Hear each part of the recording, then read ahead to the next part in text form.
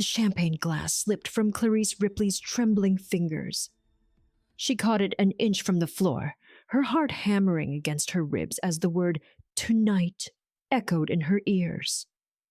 The two men at table 7 hadn't noticed her frozen stance behind the marble pillar, hadn't seen her face drain of color as their Russian-accented whispers cut through the restaurant's gentle piano music like a blade. Dalton won't see it coming. His own wife will make sure of that. Hey everyone, and welcome back to the channel. Before we dive into this absolutely shocking story of betrayal, danger, and forbidden love, I want to say hello to all of you beautiful people. Where are you watching from today? Drop your city or country in the comments. I love seeing our global family come together. And if you haven't already, please hit that subscribe button and turn on notifications, because trust me, you do not want to miss where this story goes. The twist, absolutely devastating. The ending? Chef's kiss. Now, let's get into it. Clarice's hands had stopped shaking by the time she reached the polished mahogany bar, but her mind was racing at lightning speed. 3 years.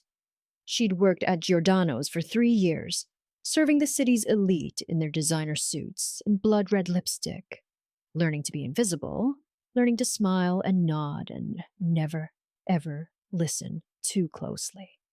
The restaurant sat in the heart of the city's most expensive district, where power players made deals over 30-year scotch and truffle risotto, where secrets were currency and discretion was survival. She perfected the art of being a ghost until tonight. Until she'd heard Vincent Dalton's name spoken like a death sentence. Everyone knew Vincent Dalton. You didn't live in the city without knowing his name, even if it was only whispered. He owned half the waterfront, had judges and politicians in his pocket, and commanded loyalty that bordered on worship.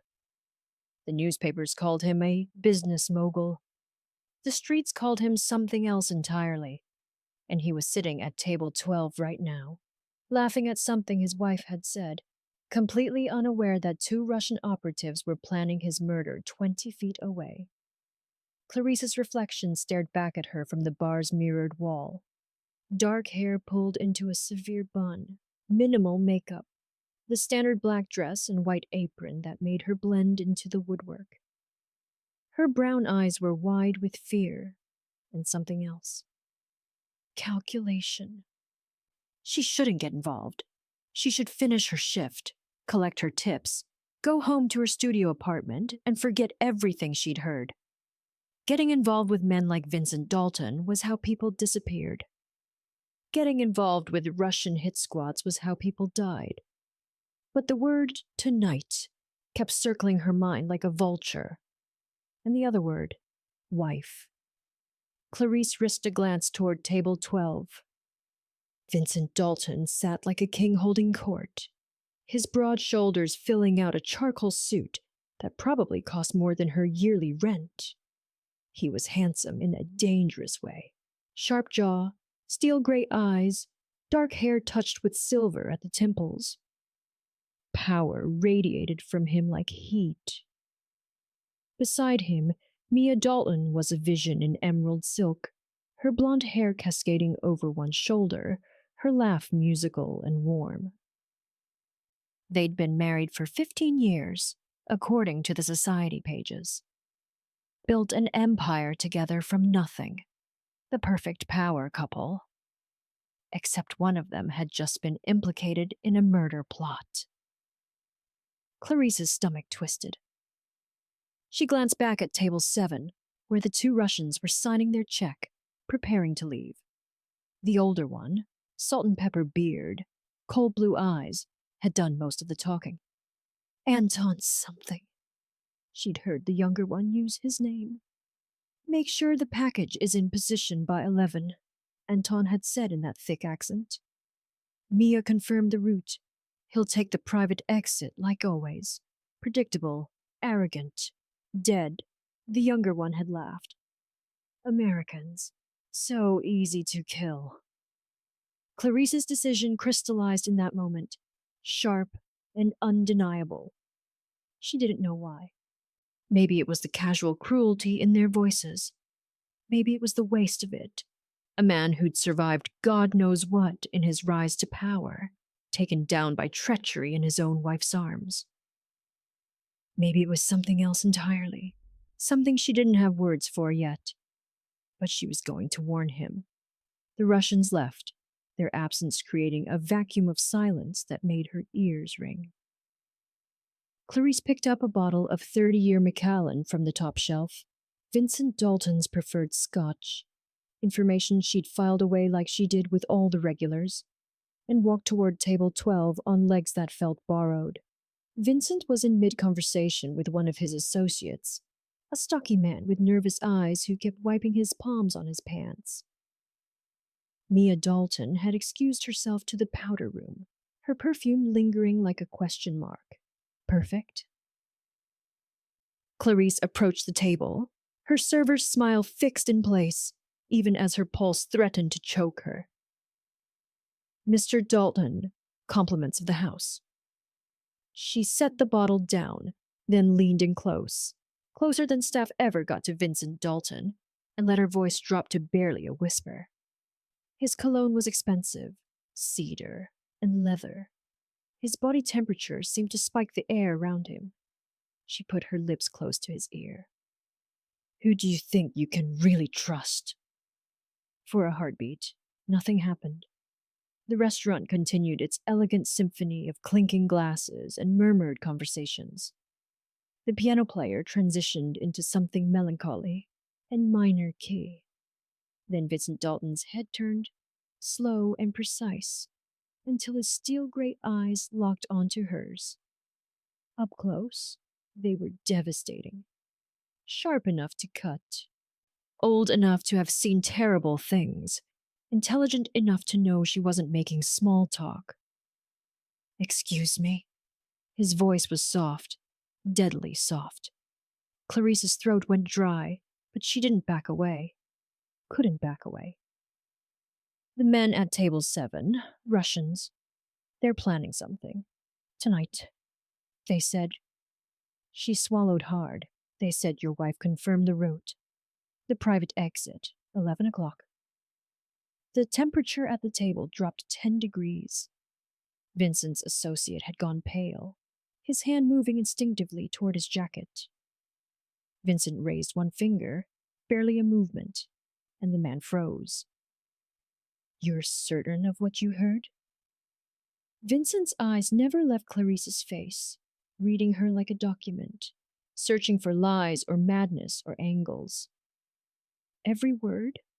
Her voice steadied. I don't know what it means exactly, but I know a death threat when I hear one. Something flickered in Vincent Dalton's expression.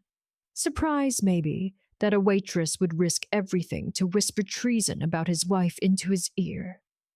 That she'd approach him at all. His hand moved, lightning fast, and caught her wrist. Not painful, but absolutely firm. Your name. Clarice. Clarice Ripley. Clarice. He tested it, tasted it. You understand what you're accusing my wife of? I understand what I heard, Mr. Dalton. What you do with that information is your business.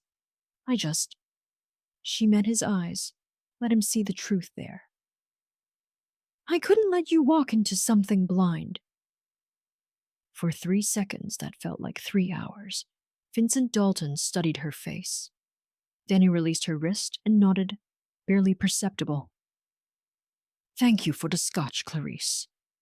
Dismissal. She should walk away. Should disappear back into the safety of being invisible. Instead, she heard herself say, be careful who you trust.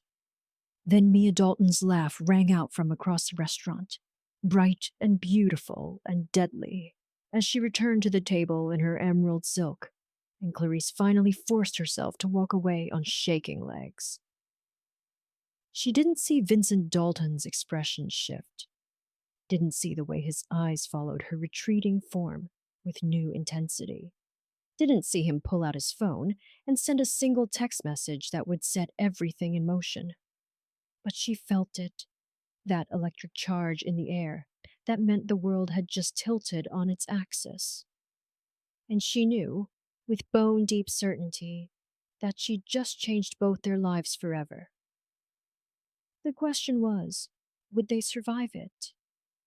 What do you think happens next? Drop your theories in the comments below.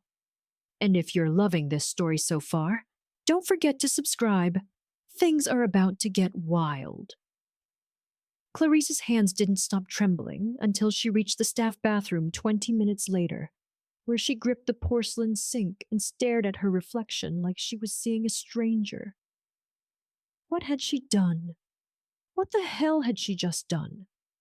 The fluorescent lights buzzed overhead, harsh and unforgiving, showing every crack in her carefully maintained composure. She'd survived 26 years by keeping her head down, by being smart, by never taking risks she couldn't afford.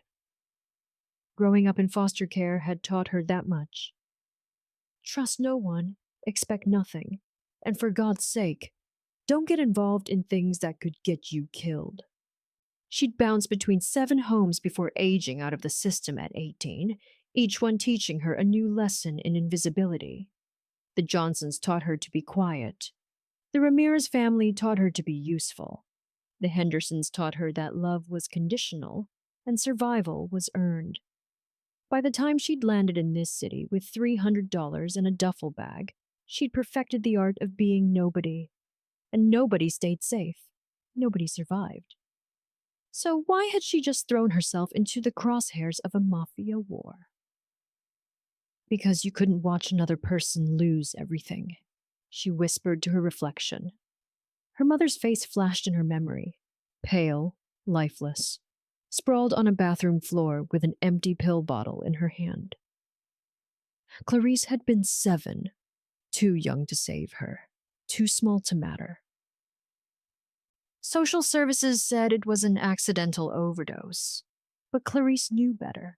Her mother had been afraid of someone, had whispered frantic phone calls late at night, had jumped at shadows for weeks before it happened. And nobody had warned her. Nobody had cared enough to step in. Clarice splashed cold water on her face, washing away the memory and the tears that threatened to follow. She didn't have time for this. Her shift ended in 40 minutes, and she needed to get out of here before... Clarice! The bathroom door swung open, and Maya Chen burst in, her best friend and fellow server, eyes wide with barely contained panic. Girl, what did you say to Vincent Dalton? Tony saw you whispering to him, and now he's asking questions. And are you insane? Maya was everything Clarice wasn't. Bold, vivacious, unfiltered. She'd been working at Giordano's for 5 years, knew every regular by name, and had a gift for reading people that bordered on supernatural. She was also the only person in the city Clarice trusted. I can't explain right now, Clarice said, drying her hands. Just trust me, okay? I had to... Trust you? Clarice, that man owns half the city. You don't just whisper secrets in Vincent Dalton's ear unless you want to disappear. Maya grabbed her shoulders, forcing eye contact. What's going on? Clarice hesitated, then made a choice. I overheard something. Something bad. Something he needed to know. Maya's expression shifted from panic to horror. Oh God. The Russians at table 7. I saw you serving them. Clarice, please tell me you didn't... I couldn't just let him die, Maya. Let him... Maya released her, stepping back. You know what? I don't want to know. I can't know. This is way above my pay grade. But her eyes were worried, protective. Just promise me you'll be careful. Men like Dalton, they're dangerous even when they like you. Clarice managed a weak smile. I'm always careful. Liar. Maya squeezed her hand once, fierce and quick, then left. Alone again, Clarice leaned against the wall and tried to steady her breathing. She thought about Vincent Dalton's eyes, the way they'd cut right through her defenses, seeing more than she wanted to show. He was dangerous, yes. Powerful. Probably ruthless. But she'd also seen something else in that brief moment. A flash of humanity, of intelligence, of someone who understood that trust was the rarest currency of all. Meanwhile, in the private office behind Giordano's main dining room, Vincent Dalton was making calculations that would reshape his entire world. His associate, Leo Vaughn, stood by the door, weapon drawn, while Vincent reviewed security footage on his phone. "Pull up every camera from the last hour," Vincent said, his voice cold and precise. "I want faces, license plates, everything on those two Russians." Leo nodded, already typing. He'd been with Vincent for 12 years, since the early days when the organization was small and the risks were everywhere. He was loyal, efficient, and absolutely lethal when necessary. "Boss, about what the waitress said, you think Mia could actually—" "I think," Vincent interrupted, "that I'm going to find out exactly what my wife has been doing with her time." The words tasted like poison. Mia, his wife of 15 years, the woman who'd stood beside him when he had nothing, who'd helped him build this empire from the ground up. They'd met at a charity gala when he was still clawing his way up from the streets, when his hands were bloody and his reputation was being written in violence. She'd been sophisticated, educated, everything he wasn't. She'd smoothed his rough edges, taught him how to move in elite circles, how to turn brutality into business. He'd loved her once. Maybe he still did. But love and trust weren't the same thing, and Vincent Dalton hadn't survived this long by ignoring warning signs. "Sir, I have to ask, why would you believe a waitress over your own wife?" Leo's question was careful, respectful. Vincent's jaw tightened, because that waitress had nothing to gain and everything to lose by warning me. Because her hands were shaking, but she looked me in the eye anyway. Because he stopped, recognizing the truth even as it formed. Because she reminded me of who I used to be. Before the money. Before the power. When integrity still meant something. Leo absorbed this silently, then returned to his phone. "I'll have the information in 20 minutes. "Good. And, Leo, put protection on the waitress. Clarice Ripley. Make sure she gets home safe tonight." "You think the Russians made her?" "I think if my wife really is involved, she'll eliminate anyone who threatens the plan. That girl just painted a target on her back." Vincent stood, straightening his jacket, his mind already 3 moves ahead. He'd built his empire on reading people, on knowing when to trust his instincts. And every instinct he had was screaming that Clarice Ripley had just saved his life. The question was, what was he willing to sacrifice to uncover the truth? And could he survive discovering that the woman he'd trusted most in the world had been planning his murder? Are you hooked yet? Let me know in the comments what you think Vincent should do next. And don't forget to subscribe so you don't miss the next part. Clarice was walking to the subway station when the black SUV pulled up beside her, and for one terrifying heartbeat, she thought the Russians had found her. The rear window descended smoothly, and Leo Vaughn's weathered face appeared in the opening. "Get in, Ms. Ripley. Mr. Dalton's orders." "I don't—" "You've got 2 men following you. Russians. Half a block back. You can get in his car, or you can take your chances with them." Clarice's blood turned to ice. She glanced over her shoulder and saw them immediately. 2 figures in dark coats, moving with predatory purpose through the late-night pedestrian traffic.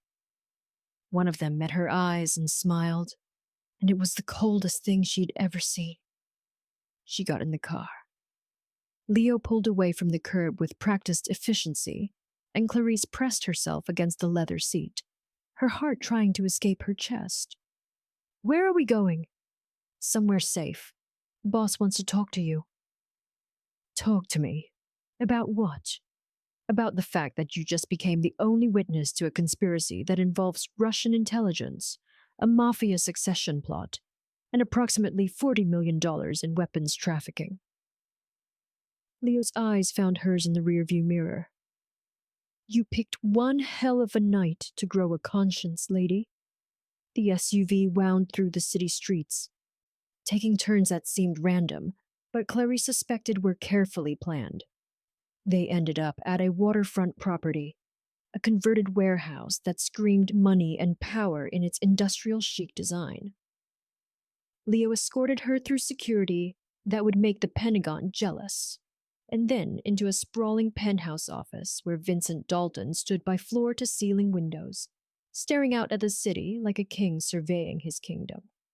He turned when she entered, and the intensity of his gaze nearly stopped her breathing. "Thank you, Leo. Give us the room." Leo hesitated for a fraction of a second, clearly uncomfortable leaving his boss alone with a stranger, then nodded and left.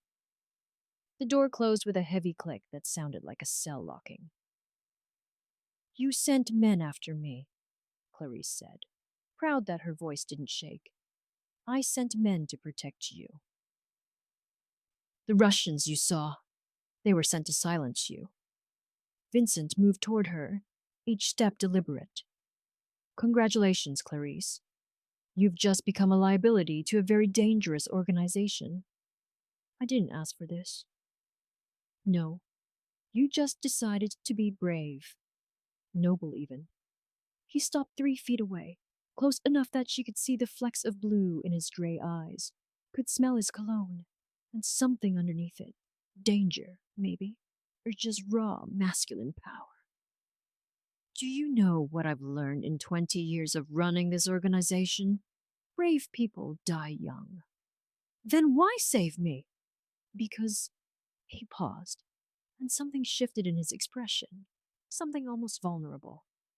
"Because I've spent 15 years surrounded by people who want something from me. Money, power, protection. You're the first person in a decade who's risked everything just to warn me. I need to understand why." Clarice lifted her chin. "I already told you. I couldn't let you walk into a trap.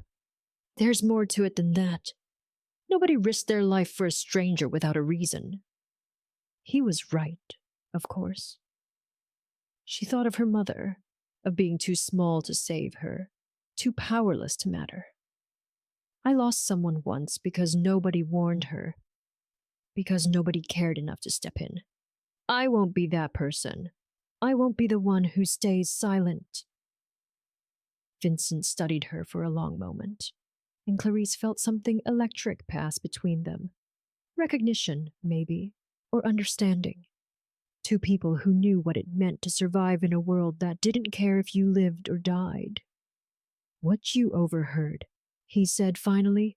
"I need every detail. Everything they said. How they said it. Anything that might help me piece together the full picture." Clarice took a breath and recounted the conversation word for word, her memory sharp from years of keeping mental notes on customer orders. When she got to the part about Mia confirming the route, Vincent's jaw clenched so hard she could see the muscle jump. "There's something else," she added.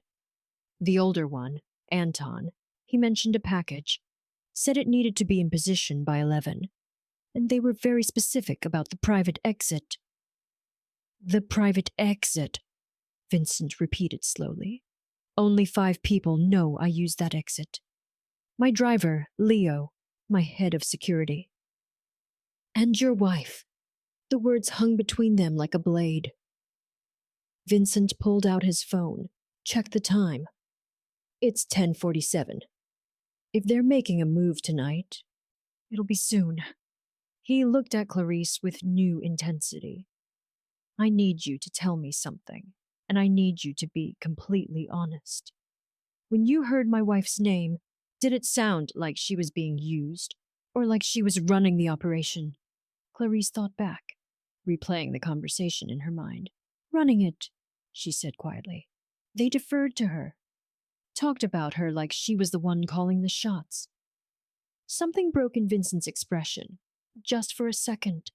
Just a flash of pain so deep it made Clarice's chest ache. Then it was gone, replaced by cold calculation. "Then we have a problem, because my wife called 20 minutes ago and asked me to meet her at our lake house. Tonight. Said it was urgent." "That's a trap." "Obviously." He moved to his desk, pulled open a drawer, removed a handgun. "Which is why you're going to stay here with Leo, while I go have a conversation with my wife about loyalty." "You can't go alone. If she's really trying to kill you, then she'll find out that I'm significantly harder to kill than she remembers." He checked the weapon with practiced ease, and Clarice saw the street fighter underneath the expensive suit, the survivor who'd clawed his way to the top. "Stay here. Don't leave this building. Leo will make sure you're protected." He was halfway to the door when Clarice called out, "Vincent!" He stopped, turned. It was the first time she'd used his first name, and the intimacy of it seemed to surprise them both. "Come back alive," she said, "so I know I didn't risk my life for nothing."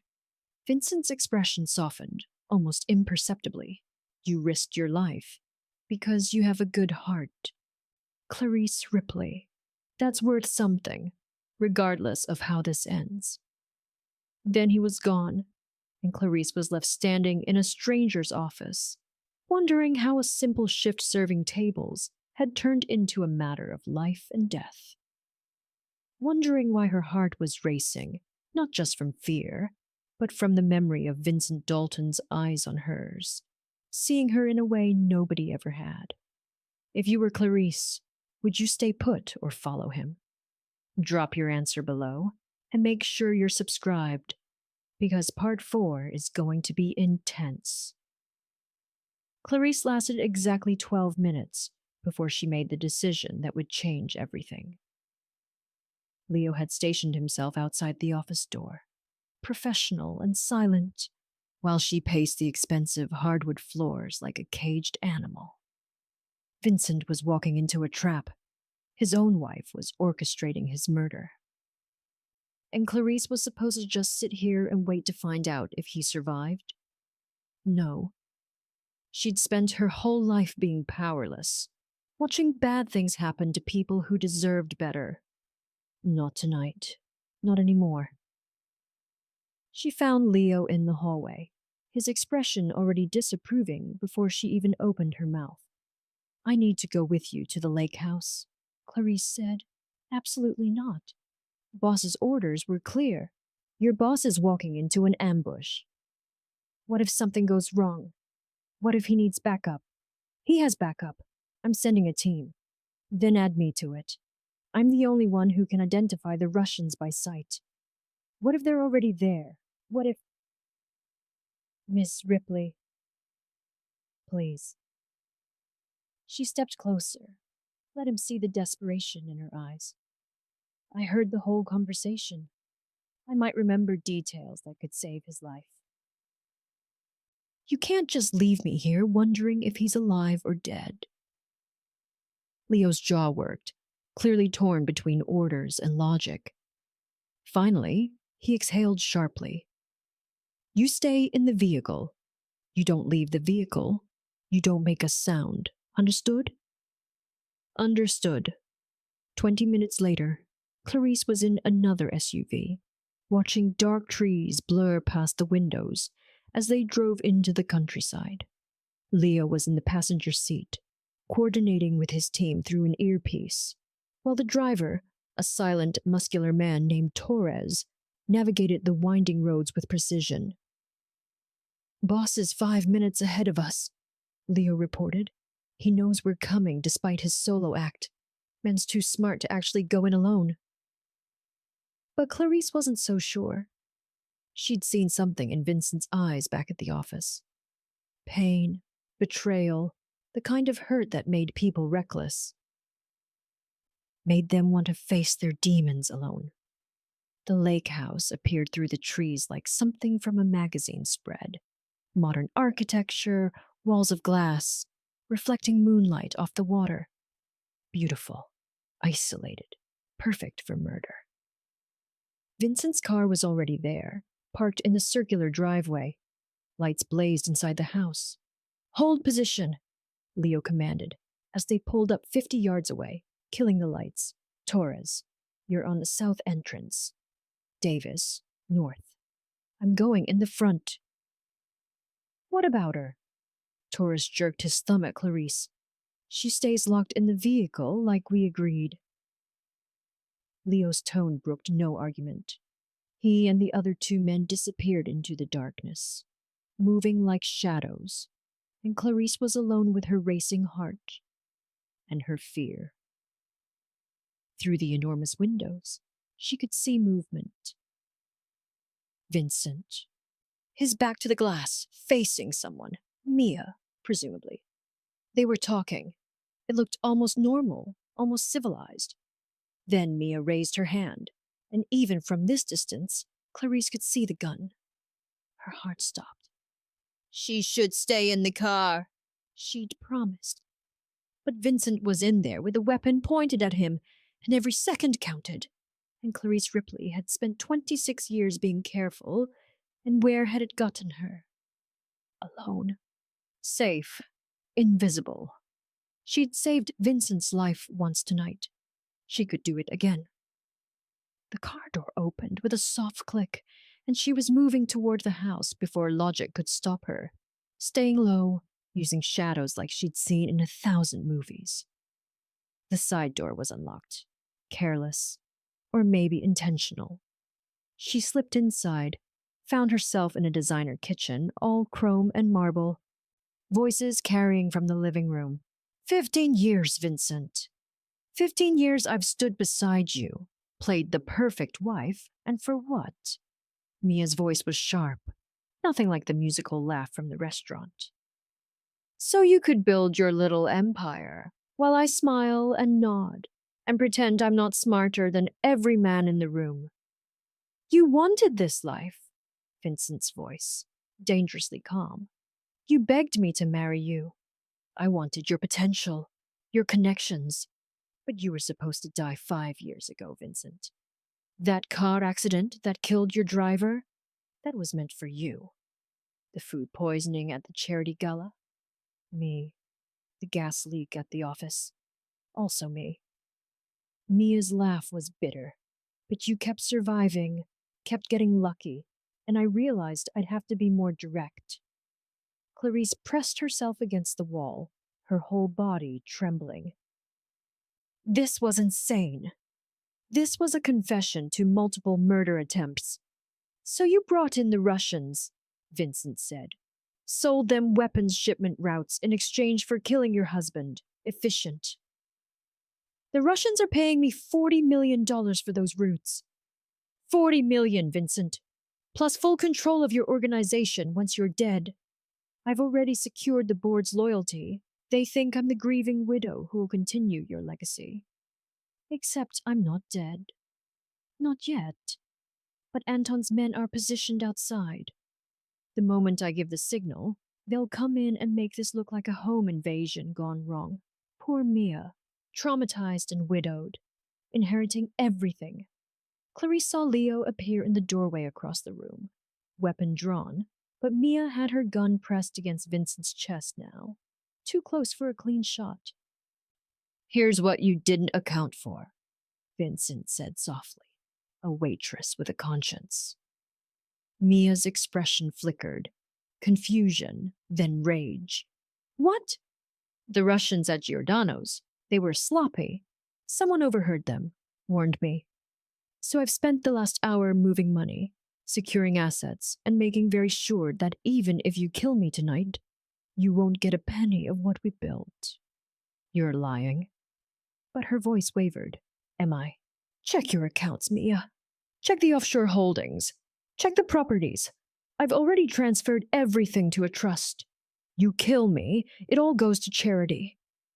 Clarice could see Mia's finger tightening on the trigger, could see the calculation in her eyes, shifting from greed to pure hatred.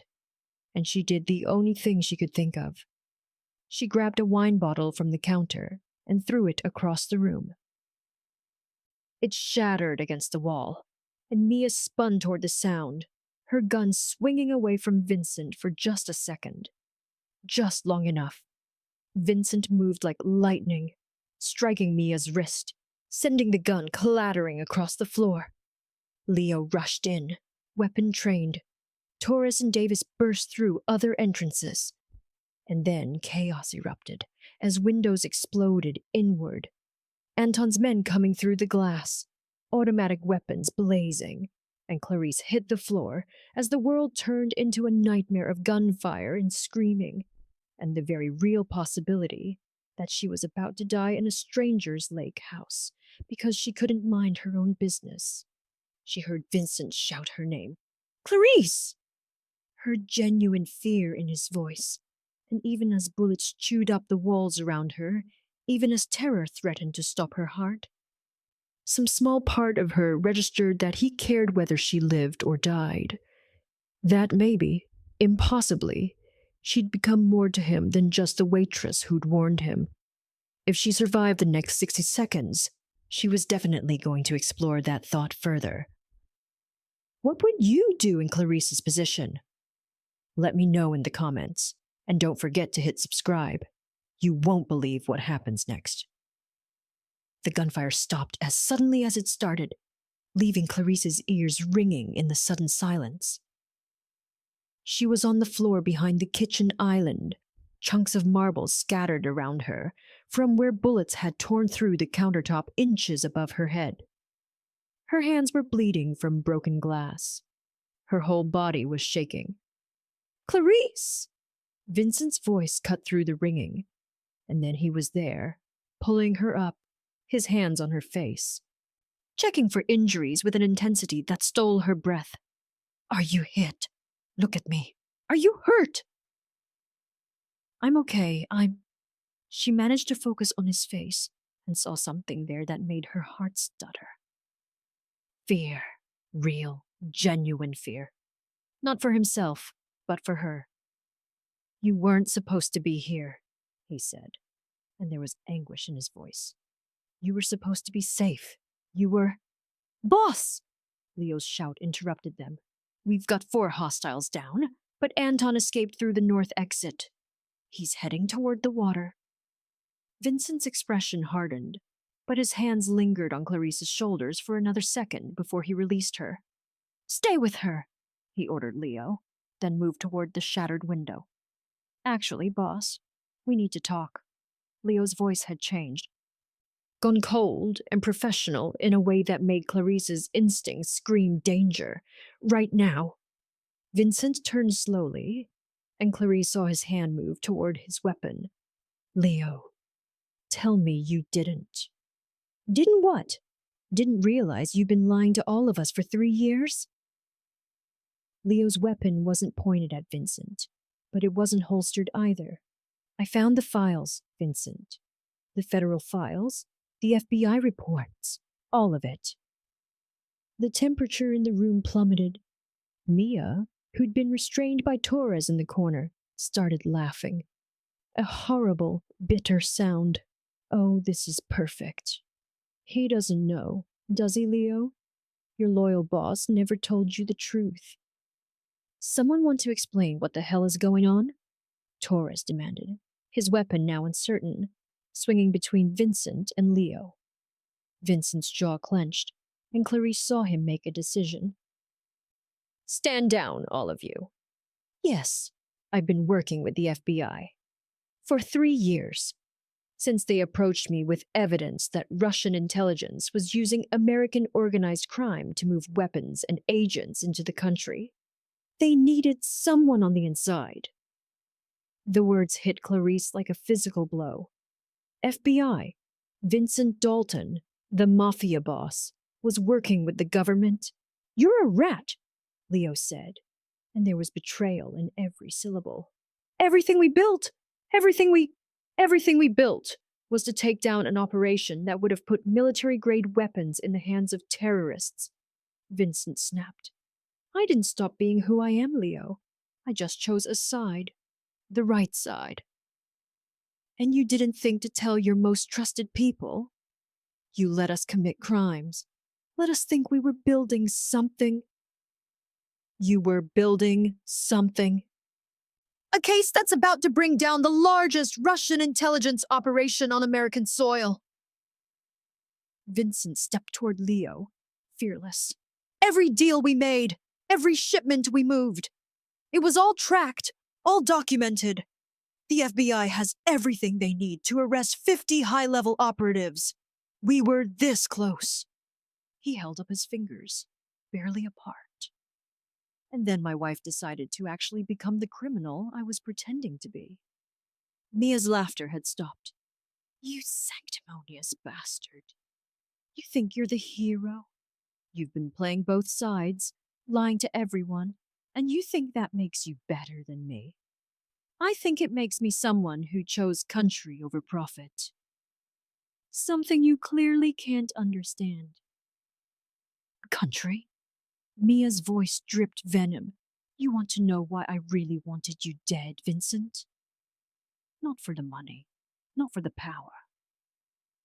Because 6 months ago, I found out about your little FBI arrangement. And I realized that when this all comes crashing down, when the arrests happen and the trials start, I'd be implicated in everything. The loyal wife who stood beside you. They'd assume I knew. They'd prosecute me, too. So you decided to kill me and take over the operation for real, Vincent said flatly. Burn it all down and run with Russian money. Very pragmatic. I decided to survive. Something you taught me, remember? Back when you actually were a criminal, before you grew a conscience. Torres and Davis were standing frozen, clearly trying to process this cascade of revelations. Leo still hadn't lowered his weapon. So what now, boss? Leo's tone was bitter. You arrest all of us. Your loyal crew goes to prison while you get a medal. No one here goes to prison. You were following orders. Staying clean on the major operations. The FBI knows that. Vincent's voice softened slightly. Leo, you think I'd burn the people who've had my back. Everything you've done, it's documented that you believed we were legitimate. You're clear. And her? Leo nodded toward Clarice, the waitress who stumbled into all of this. What happens to her? Vincent's eyes found Clarice's, and the intensity there made her knees weak. She becomes the woman who saved an FBI operation and probably prevented a terrorist attack. She becomes a hero. I'm not a hero, Clarice managed to say, her voice shaky. I'm a waitress who overheard a conversation. I didn't know about any of this. FBI, Russians, weapons. I just thought I was saving a man's life. You were? Vincent crossed to her, and this time when he touched her face, it was gentle, almost reverent. You saved mine specifically, in more ways than you know. The moment stretched between them, electric and impossible. Here, in a bullet-riddled lake house, surrounded by violence and betrayal and the wreckage of his marriage, Vincent Dalton was looking at Clarice like she was the only real thing in his world. I don't understand any of this, Clarice whispered. I don't understand you. I know, and you have every right to walk away from this mess, from me. But Clarice, his thumb brushed her cheek, and she realized she was crying. In 20 years of lying professionally, you're the first person who's made me want to tell the truth. Before she could respond, before she could process what that meant, an explosion rocked the lake house, and the south wall erupted in flames. Anton's voice carried through the smoke and chaos. You want truth, Dalton? Here's truth. You all die tonight. FBI, Mafia, the girl, everyone. No witnesses, no evidence, no case. And as fire began consuming the house around them, as armed Russians appeared in the doorways, as Vincent pulled Clarice against his chest, and she felt his heart hammering against hers. She understood that the stakes had just become terminal. They weren't fighting for justice anymore, or money, or revenge. They were fighting to survive the next 5 minutes. And somehow, impossibly, she'd fallen for the man whose arms were wrapped around her, protecting her from the hell he'd inadvertently pulled her into. Being a hero, Clarice was discovering, was absolutely terrifying. Are you still breathing? Because I barely am. Drop a comment if you think they'll make it out alive. And subscribe so you don't miss part 6. The explosion had separated them in seconds. Vincent had shoved Clarice toward Leo, shouting orders she couldn't hear over the roar of flames. And then smoke swallowed him whole, and she was being dragged toward the back exit by Leo's iron grip. No! Vincent! She fought against him. But Leo was twice her size, and trained for exactly this kind of extraction. We have to go back. He can handle himself. My job is getting you out alive. Leo kicked through a door, and they were outside, the cold night air shocking after the heat of the fire. Torres and Davis were already there, weapons drawn, scanning for threats. Mia was gone. She'd disappeared in the chaos, probably fleeing with whatever escape plan she'd arranged. The lake house was an inferno now, flames reaching toward the sky like grasping fingers, and Vincent was still inside. Clarice's heart was being torn from her chest. We can't leave him. He ordered me to protect you. Leo was already pulling her toward the tree line. He'd never forgive me if... The gunfire erupted from 3 directions at once, muzzle flashes in the darkness, and suddenly they were running, bullets chewing up the ground around them. Torres went down first, a scream cut short, and Davis returned fire, while Leo dragged Clarice deeper into the woods. She could hear men shouting in Russian, coordinating, hunting. How many are there? Clarice gasped. Too many. Leo's face was grim. Anton brought a whole team. This was planned as a massacre, not just a hit. They ran until Clarice's lungs burned, until her legs threatened to give out, until Leo finally pushed her down behind a fallen log and crouched beside her, breathing hard. Davis was gone, either dead or separated in the darkness. They were alone. Listen to me, Leo said urgently. There's a service road 1/2 mile east. You run, you don't stop. You get to the main highway and you flag down help. You tell them FBI agent Vincent Dalton needs immediate backup at the following coordinates. He rattled off numbers that meant nothing to Clarice. Wait, agent? He's actually FBI. Deep cover for 3 years. One of the best operatives they have. Which is why he will survive this, but only if you get help. Leo pressed his phone into her hands. Go. Now. What about you? I'm going back for him. I've been loyal to Vincent Dalton for 12 years, and I'm not about to stop now, even if he is a Fed. Leo managed a grim smile. Go, Clarice.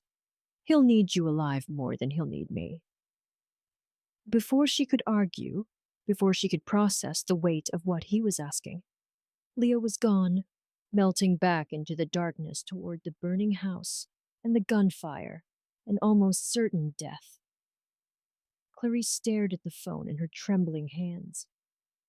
She should run, should get help, like Leo said.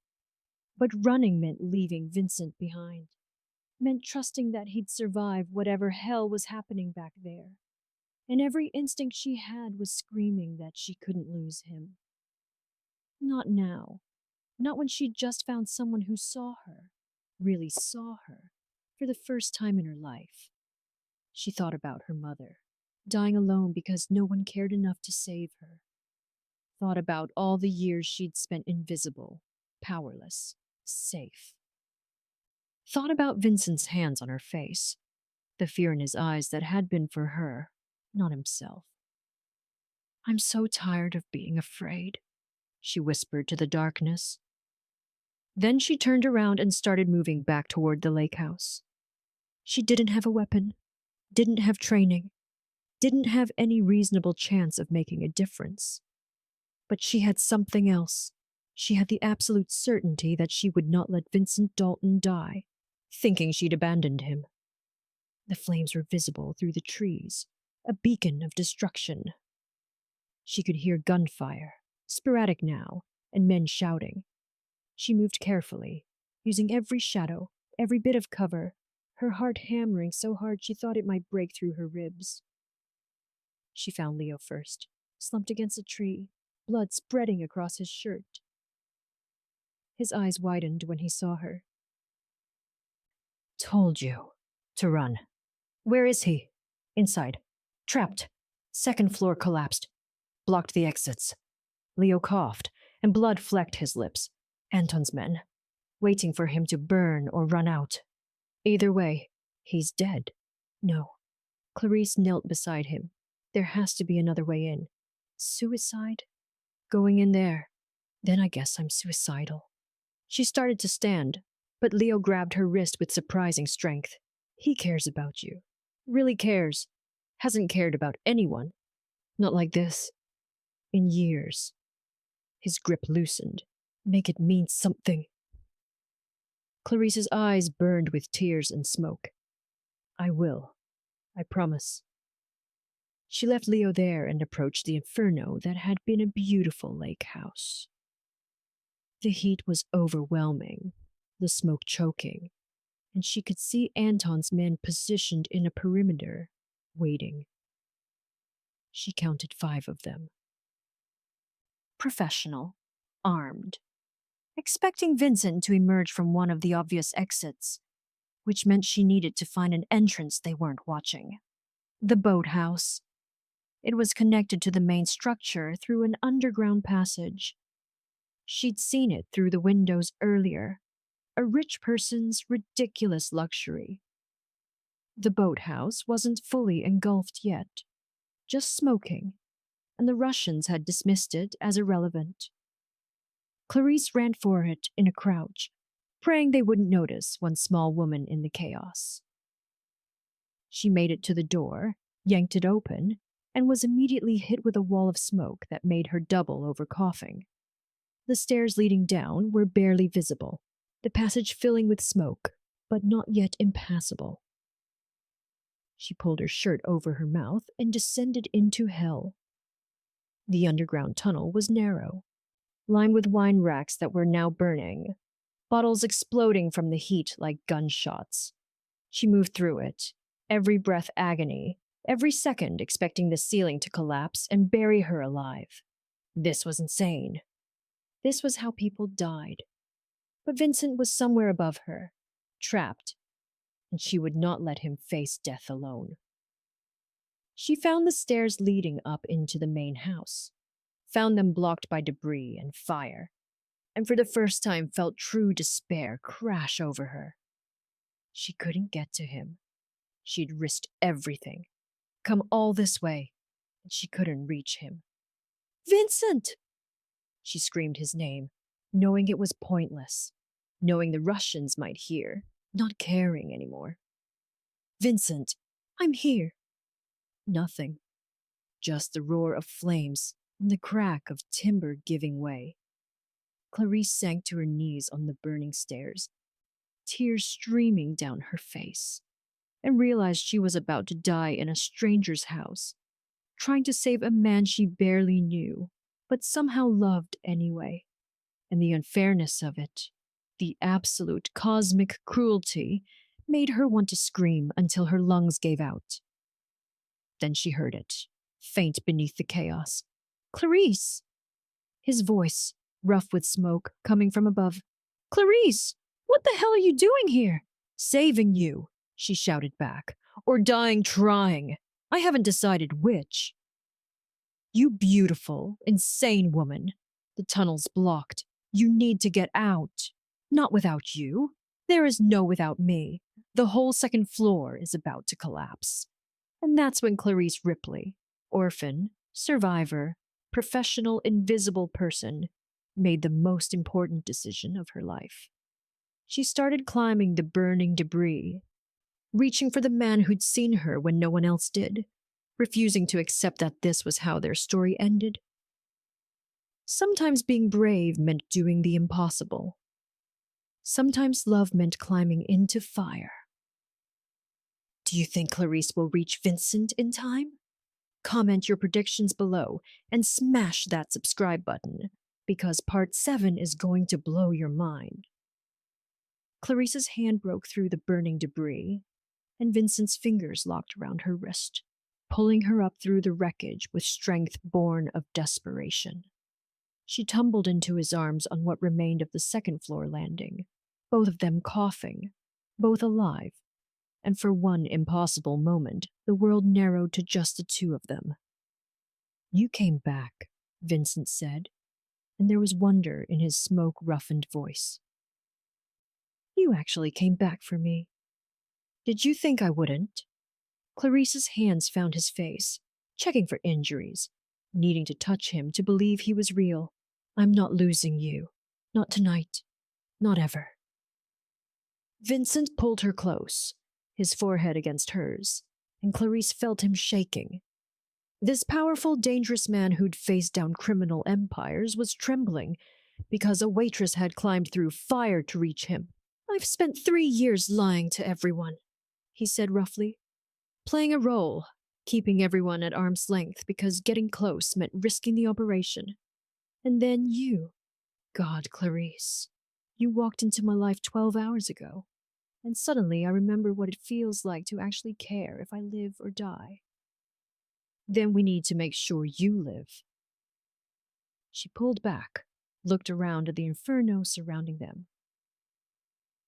"How do we get out of here?" "We don't. Not the conventional way." Vincent's eyes had changed, sharpened with the kind of focus that came from years of surviving impossible situations. "But I just realized something. Anton's men are waiting for us to run. They've got all the exits covered. So we don't run. We turn this trap into theirs." He moved to what remained of the wall, looked down at the positions of Anton's men below. "They think I'm desperate, cornered. They're expecting me to come out fighting or not at all. What are you saying?" "I'm saying we use the one thing they don't expect, a fence. They want to flush us out with fire. We bring the fire to them." Vincent's smile was sharp, dangerous, and Clarice saw the FBI agent and the street fighter merge into something formidable. "The house has a gas main. It's supposed to be shut off automatically when there's fire, but I disabled the safety features years ago because I'm paranoid about automatic systems. Which means right now, gas is still flowing into a building that's already burning." Clarice's eyes widened as she understood. "You want to blow up the house. I want to create an explosion big enough to scatter Anton's men, give us cover to escape, and signal every emergency service within 10 miles. The FBI has been monitoring this property since I told them about Mia's suspicious behavior. An explosion this big. They'll send everything they have." "That's insane. That's survival." Vincent grabbed her hand. "But we need to get to the basement to trigger it manually. And we have approximately 3 minutes before this floor collapses completely." They ran through smoke and flames, Vincent leading with the kind of confidence that came from knowing every inch of this property. They found a servant's staircase that was still marginally intact, descended into darkness lit only by fire above, and emerged in a basement that was rapidly filling with smoke. Vincent moved to a panel on the wall, yanked it open, and started manipulating valves and switches with practiced efficiency. When I trigger this, we'll have 60 seconds to get clear. There's a root cellar that opens to the north side. It's stone, reinforced, should protect us from the blast. Should? I'm working with imperfect information here, Clarice. But staying means burning to death, and running means getting shot by Russians. So controlled explosion is actually our best option. He finished his work and turned to her. And in the flickering light, his face was beautiful and terrifying and absolutely certain. Trust me? Clarice thought about every decision that had led her here. Overhearing the Russians, warning Vincent, getting in Leo's car, coming back into the fire. Every choice had been insane. Every choice had been necessary. With my life, she said. Vincent kissed her then, hard and fierce and desperate, tasting like smoke and promise, and everything Clarice had never known she wanted. It was a kiss that said, I see you, and I choose you. And if we die in the next 60 seconds, at least I got to do this. When they broke apart, both breathless, Vincent smiled. When we survive this, and we will survive this, I'm taking you to dinner. Somewhere nice. Somewhere you don't have to serve anyone but yourself. That's a date. It's a promise. He turned back to the panel. Ready? No. Do it anyway. Vincent triggered the sequence, and they ran. The root cellar was exactly where he'd said. A stone cavity that smelled of earth and old wine. They threw themselves inside, Vincent covering Clarice's body with his own, and the world exploded. The blast was a physical force that compressed Clarice's lungs and rattled her teeth and made her ears scream with pressure. Above them, the lake house disintegrated in a ball of fire that lit up the night sky like a second sun. She heard men screaming. Anton's team, caught in the explosion, scattered or worse. Heard debris raining down like apocalyptic hail. Felt Vincent's weight on her, protective, solid, alive.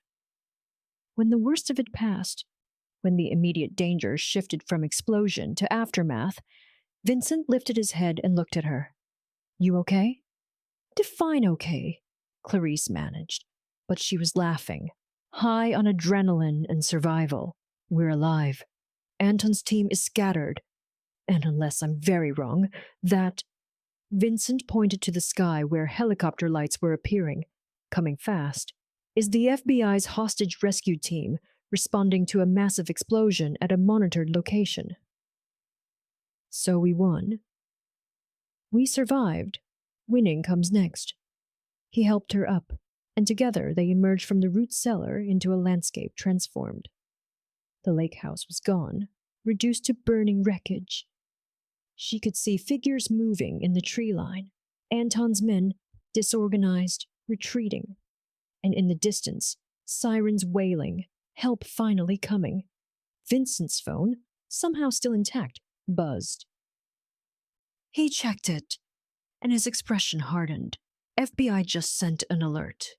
Mia was spotted at a private airfield 20 miles from here. She's planning to run. Can they stop her? Not in time. She's got a head start, and she knows all our protocols. Vincent looked at Clarice, and she saw the decision forming. I have to go after her. She's the key to everything. The Russian network, the weapons deals, all of it. If she escapes, 3 years of work dies with it. Then we go after her. Clarice's voice was steady, together. Clarice, you've done enough. I didn't climb through a burning building and survive an explosion just to let you finish this alone.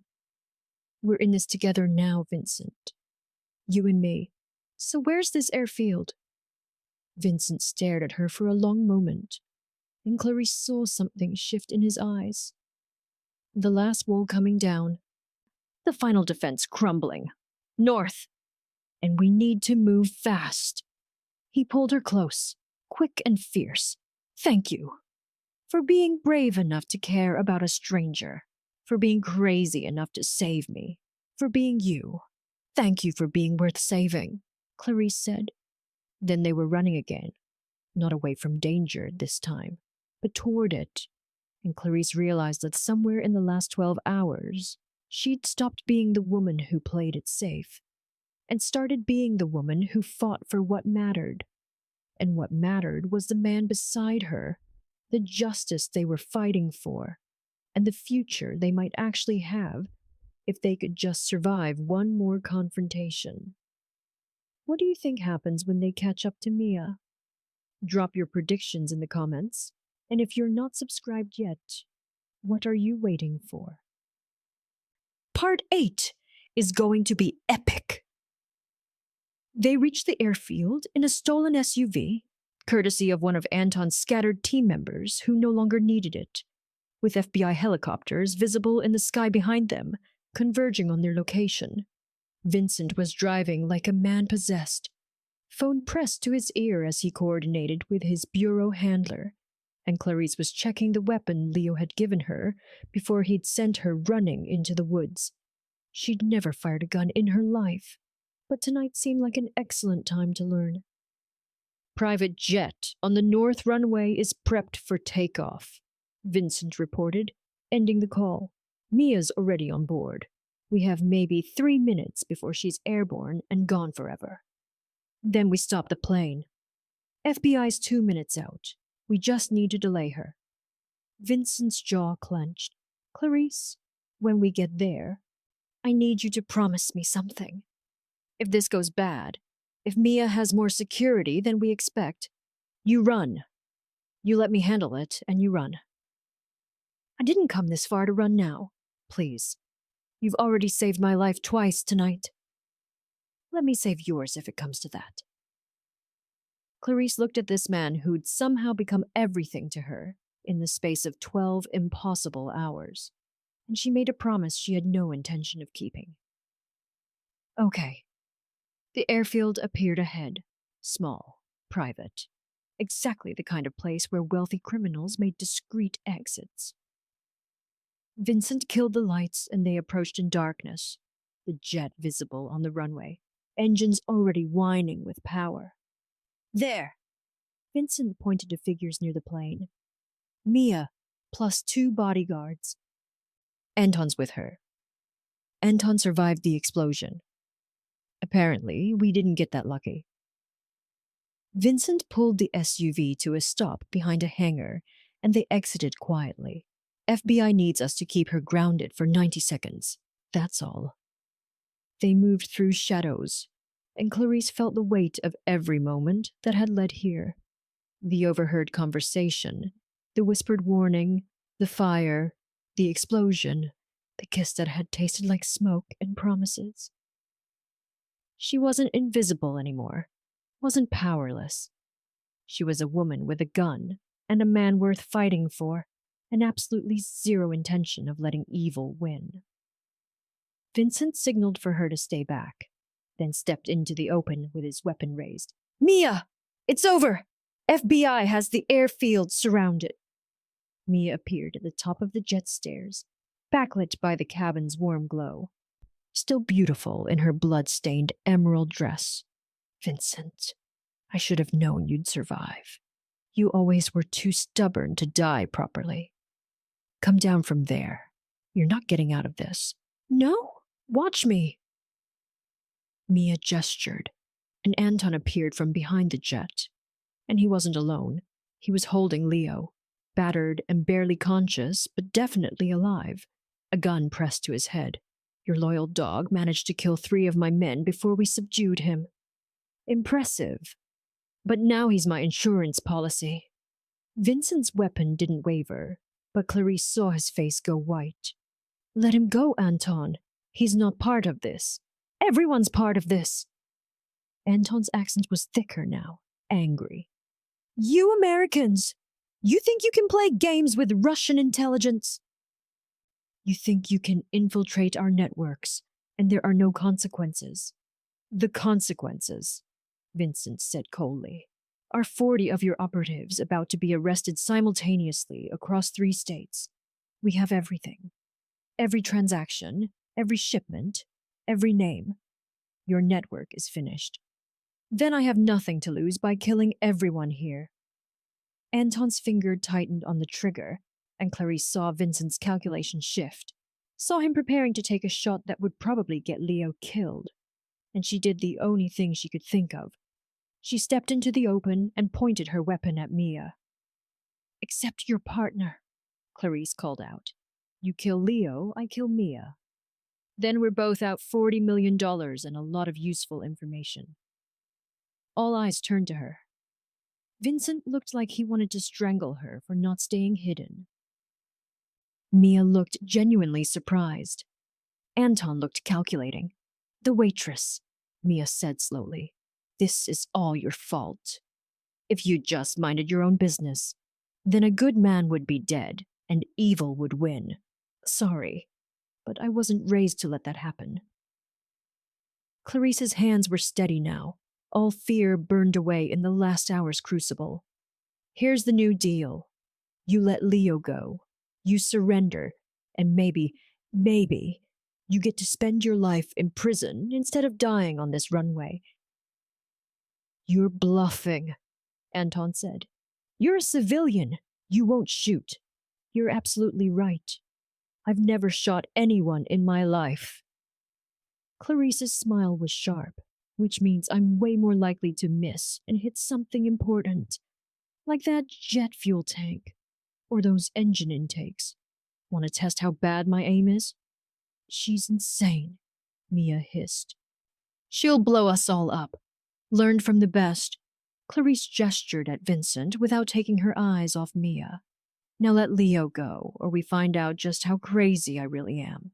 The standoff stretched for 3 eternal seconds. Then helicopter lights blazed to life around the airfield, FBI hostage rescue team voices booming through loudspeakers demanding surrender, and Anton made his choice. He shoved Leo forward and raised his hands. Mia screamed in rage, reaching for something in her jacket, and Vincent's shot took her in the shoulder before she could draw. She went down hard on the jet stairs, and suddenly there were federal agents everywhere, weapons drawn, shouting commands, and it was over. Actually over. Clarice lowered her weapon with shaking hands as the adrenaline drained away, leaving her hollow and exhausted. Vincent was there immediately, pulling her against him, and she could feel his heart hammering against hers. That was the most terrifying, foolish, brave thing I've ever seen, he said into her hair. "Don't ever do that again." "Make me a promise," Clarice managed. "What?" "Promise that if I'm ever in danger again, it's because I'm standing beside you, not hiding behind you. I'm done being invisible, Vincent. I'm done playing it safe." Vincent pulled back enough to look at her, and his eyes were bright with emotion she couldn't quite name. "You know what you're signing up for?" "My life. Even working with the FBI, it's complicated. Dangerous. Nothing like normal." "Normal is overrated. I've been normal for 26 years, and it got me nowhere." She reached up, touched his face. "Dangerous and complicated sounds perfect. As long as it's with you." "Clarice Ripley, waitress, and accidental hero," Vincent said softly. "What am I going to do with you?" "Take me to dinner like you promised, and then maybe we figure out the rest together." He kissed her then, properly this time, not desperate and smoke-flavored, but sweet and thorough and full of promise, and Clarice kissed him back with everything she had. Around them, FBI agents were reading Mia and Anton their rights. Leo was being loaded into an ambulance with a thumbs up that said he'd survive, and the night sky was starting to lighten with approaching dawn.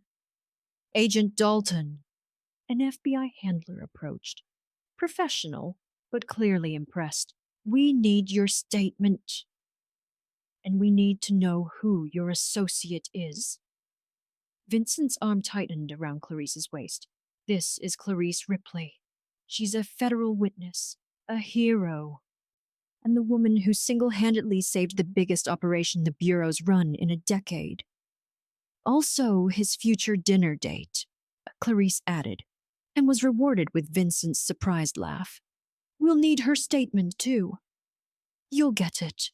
But first, Vincent turned to Clarice, and his expression was so open, so genuine, that it took her breath away.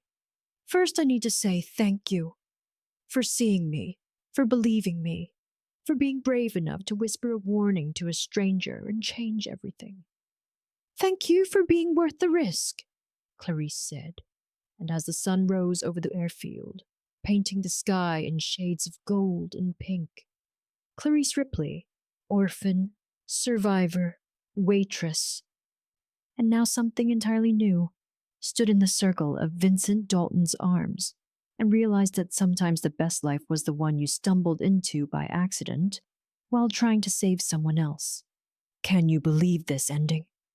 But wait, there's still part 9. Drop a comment telling me your favorite moment from this story. And if you're not subscribed, hit that button now, because the conclusion is going to warm your heart. 6 months later, Clarice stood in front of the mirror in her new apartment. Vincent's apartment, really? Though he'd insisted on putting her name on the lease the day she'd agreed to move in, and adjusted the simple blue dress she'd chosen for tonight. Her hands were steady, no trembling, no fear. Just anticipation and joy, and the kind of peace she'd never known existed. The woman staring back at her was different from the invisible waitress who'd served champagne to criminals and kept her head down and survived by being nobody. This woman had scars on her hands from broken glass, and nightmares about fire, and a federal commendation letter framed on her wall. This woman had testified in front of a grand jury, helping to convict 53 Russian intelligence operatives and dismantle the largest weapons trafficking network in American history. This woman had faced death and chosen love, and discovered that being brave meant you got to actually live instead of just survive. You almost ready? Vincent's voice carried from the living room, warm and familiar and home. Almost. Clarice applied lipstick, bold red, nothing invisible about it, and smiled at her reflection. 6 months. 6 months since that insane night that had changed everything. Mia Dalton was serving 25 to life in federal prison, her empire seized, her co-conspirators turned against her in exchange for reduced sentences. She'd tried to bargain, tried to trade information for leniency, but Vincent had been thorough in his 3-year operation. There was nothing left to trade. Anton had been extradited to Russia, where he faced charges that would keep him buried in a Siberian prison for the rest of his natural life. His network was shattered, his operatives scattered or arrested. The weapons that would have armed terrorists were in evidence lockup, and the intelligence gained had prevented 3 separate planned attacks on American soil. Leo had recovered, though he'd needed 2 surgeries and 3 months of physical therapy. He'd been furious when he learned Vincent was FBI, furious for about 48 hours, until Vincent had shown him the full scope of what they'd accomplished together. Now Leo worked as a paid consultant for the Bureau, his street knowledge and tactical expertise invaluable. He and Clarice had become unlikely friends, bonding over their shared experience of being dragged into Vincent Dalton's complicated world and discovering they didn't want to leave.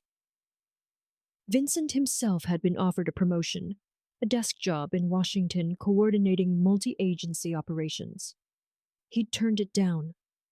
I've spent 3 years lying, he'd told his superiors. I need to remember who I am when I'm just being myself.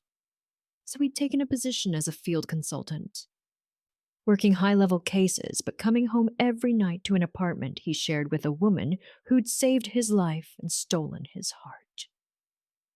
Okay, I'm ready, Clarice announced, emerging into the living room. Vincent turned from the window where he'd been watching the city lights, and his expression when he saw her made her breath catch. Even after 6 months, he still looked at her like she was the best thing that had ever happened to him. "You're beautiful," he said simply. He was in a dark suit, no tie, looking dangerous and sophisticated, and absolutely hers. "Where are we going? You've been mysterious about this dinner for weeks." "I promised you somewhere nice. Somewhere you don't have to serve anyone." Vincent offered his arm. "Trust me." "Always." They took his car, a sleek sedan that was infinitely less conspicuous than the SUVs she'd first ridden in, and drove through the city to a waterfront restaurant Clarice recognized immediately. "Vincent, this is Giordano's." "I know." He parked and came around to open her door. The place where this all started. Where a brave woman overheard a conversation and decided that a stranger's life was worth risking everything for. Clarice's eyes prickled with tears. "You're sentimental." "I'm in love. There's a difference." He took her hand, kissed it. "Come on." They were seated at table 12, Vincent's old table, where she'd whispered that fateful question 6 months ago. The restaurant looked the same, elegant and expensive, though Clarice noticed the new security measures Vincent had recommended to the owner after everything that had happened. Maya appeared as their server, grinning like she'd won the lottery. She was in on whatever Vincent had planned. That much was obvious. "Good evening," Maya said formally, though her eyes were sparkling. "Can I start you with drinks?" "Champagne," Vincent said. "The good stuff."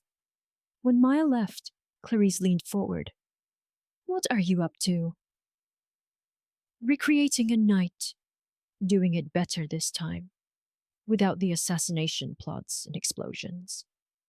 He reached across the table, took her hands. "6 months ago, you asked me a question that changed my life. You asked, 'Who do you think you can really trust?' And at the time, I didn't have a good answer. My wife was trying to kill me. My organization was compromised. I was living a lie. Vincent, let me finish." His thumb stroked over her knuckles. "You gave me the answer to that question, Clarice.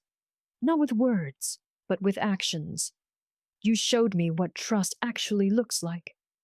What loyalty means. What love is when it's real and brave and completely insane." Maya returned with champagne, poured it with ceremony that was definitely excessive, and disappeared again with a knowing smile. Vincent stood, came around to Clarice's side of the table, and her heart started racing because she suddenly knew exactly what was happening. He knelt beside her chair, pulled a small velvet box from his pocket, and opened it to reveal a ring that was beautiful and elegant and perfectly suited to a woman who'd climbed through fire to save the man she loved. "Clarice Ripley, you are the bravest, most infuriating, most wonderful person I've ever known. You see the best in people even when they don't deserve it. You fight for what's right, even when it's terrifying. You made me remember what it feels like to be real." His voice roughened with emotion. "I know 6 months isn't very long. I know I'm complicated and dangerous, and my life will never be completely normal. But I also know that I want to spend every day I have left making you as happy as you've made me. Will you marry me?" Clarice was crying now, happy tears that she didn't bother to hide. "Yes. God, yes. 1,000 times, yes." He slipped the ring onto her finger, and it fit perfectly. And then he was standing and pulling her into his arms and kissing her while the entire restaurant, because of course Maya had told everyone what was happening, erupted in applause. "I love you," Clarice whispered against his lips.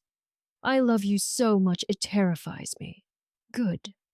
We can be terrified together and brave together, and happy together.